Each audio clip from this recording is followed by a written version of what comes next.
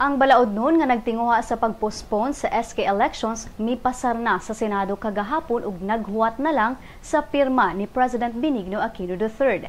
Gikan sa February 21 ning tuiga, ibalhin ang sangguniang kabataan election sa last Monday sa October 2016. Matod ni Senator Ferdinand Marcos Jr., kinsa chairman sa Senate Committee on Local Government, nga kinahanglang i-reforma ug i-restructure ang SK aron maatiman ang mga concerns ug kinahanglan sa youth sector.